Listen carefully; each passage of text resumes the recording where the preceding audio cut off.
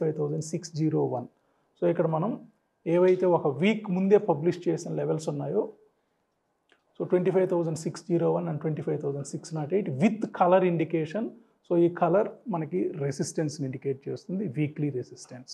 అదేవిధంగా 25,503, 478 daily రెసిస్టెన్స్ని indicate చేస్తుంది. 25,650 to 25,700ని monthly resistance కింద ఇండికేట్ చేస్తుంది.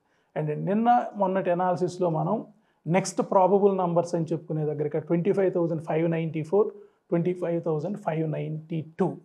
సో ఈ రెండు కూడా ఒక confluence point as per Fibonacci retracement and extension.